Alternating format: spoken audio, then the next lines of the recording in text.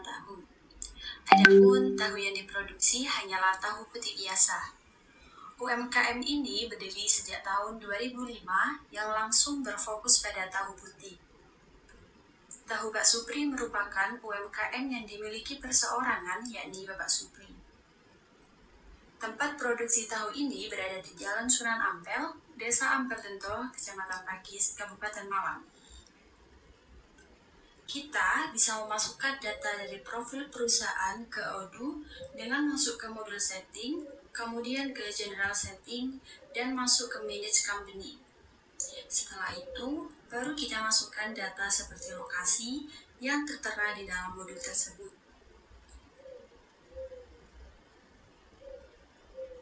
Yang selanjutnya di sini ada struktur organisasi. Nah, kita bisa memasukkan data struktur organisasi dari perusahaan ini ke modul employees dan sesuaikan data terkait posisi dari setiap bagian karyawan. Nah, yang pertama di sini ada Bapak Supri. Bapak Supri ini yaitu sebagai pemilik dari usaha ini. Sedangkan untuk karyawan bagian produksi ada Rudi, Comel, Harun, dan Aldi. Sedangkan karyawan bagian pemotongan ada Irul. Karyawan bagian kayu bakar ada Pak Samad, dan karyawan bagian pengiriman ada Randy. Lalu selanjutnya kita input data customer. Untuk menginput data customer, kita mulai dengan memilih modul sales, lalu pilih orders, dan pilih customer. Di sini kita masukkan data sesuai dengan perusahaan, yaitu sejumlah 5 customer, antara lain Bu Ayu, Pak Sodik, Pak Tomo, Pak Sol, dan Bu Kasiatin. Kita klik new, lalu kita masukkan nama dan alamat sesuai dengan data perusahaan. Lanjut ke data vendor. Untuk menambahkan vendor, kita pilih modul purchase. Pilih orders, kemudian vendors.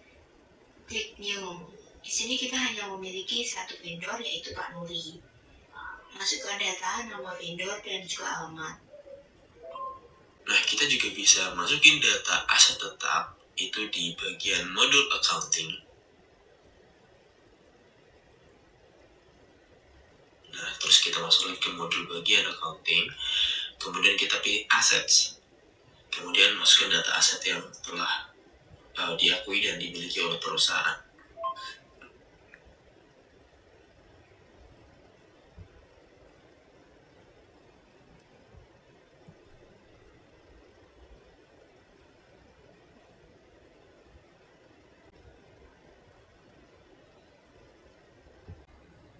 Dalam tahu Pak Supri tidak memiliki saldo awal kas dan juga bank.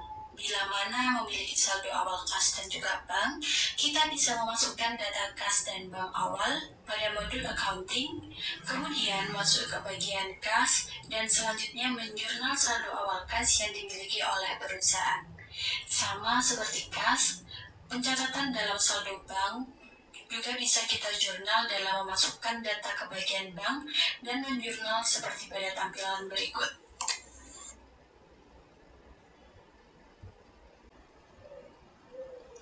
Untuk data inventory sendiri ini, kita bisa memasukkan data inventory dari perusahaan pada modul inventory, kemudian ke bagian produk, dan masukkan data terkait inventory sesuai dengan yang ada di perusahaan, mulai dari bahan baku sampai barang jadi.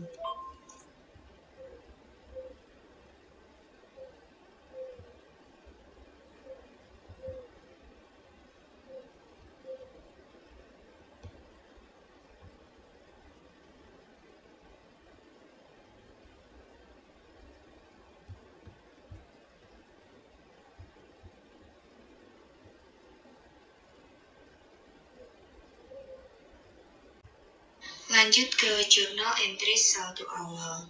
Setelah memasukkan data dari karyawan dan aset tetap, maka kita perlu menjurnal saldo awal yang kita miliki. Kita bisa memasukkan data jurnal tersebut ke modul accounting. Kemudian di bagian accounting, dan masuk ke jurnal entries. Kemudian memasukkan data sesuai yang kita miliki terkait aset dan beban gaji.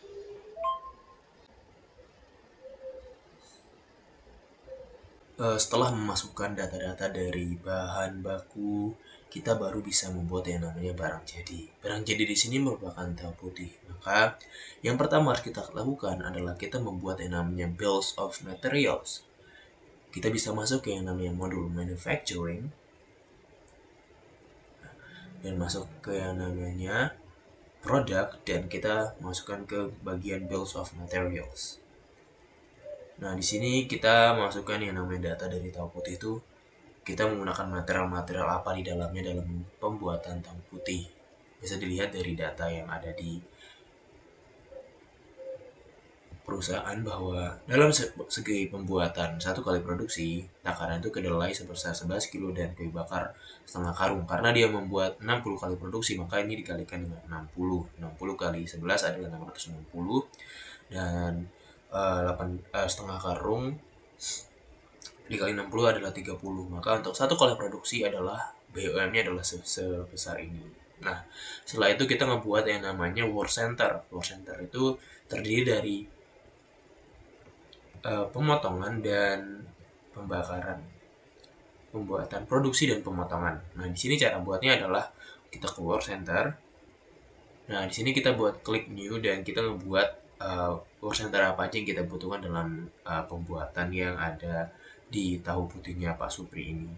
Di sini ada produksi dan pemotongan. Setelah itu baru kita membuat yang namanya produksi dengan cara operation manufacturing orders.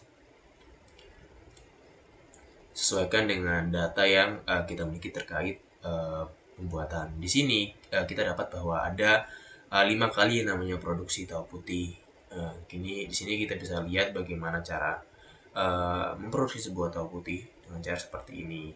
Dan terdapat komponennya ini diambil dari bills of materials, kemudian work orders-nya itu ada produksi dan pemotongan yang dimana telah selesai juga. Dan inilah yang terkait bagaimana cara pembuatan tahu putih, ini mana nanti akan masuk yang namanya kuantiti dari tahu putih itu sendiri, karena telah kita buat yang namanya produk tahu putih. Pak Supri melakukan pembelian bahan baku sebanyak 2 kali, yakni tanggal 6 dan juga tanggal 9. Pada tanggal 6, Pak Supri membeli bahan baku kedelai 20 kintal seharga 24 juta dan membeli kayu bakar 90 karung seharga 1.440.000. Dan pada tanggal 9, Pak Supri membeli bahan baku kedelai 20 kintal seharga 24 juta dan membeli kayu bakar 90 karung seharga 1.440.000. Dari transaksi tersebut, kita bisa memasukkan ke dalam modul purchase. Kemudian, pada request for quotation, kita isi sesuai dengan vendor serta nilai yang ada dalam transaksi tersebut.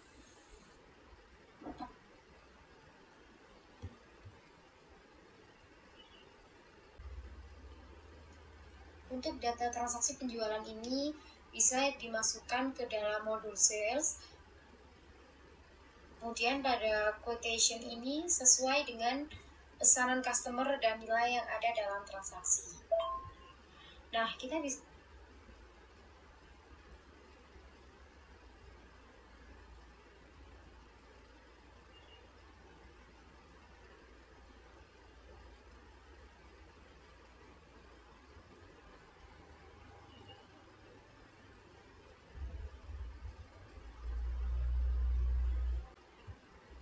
Lalu selanjutnya laporan.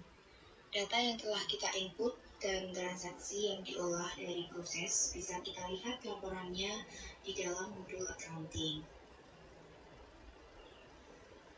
Lalu masuk ke bagian reporting, kemudian pilih general ledger.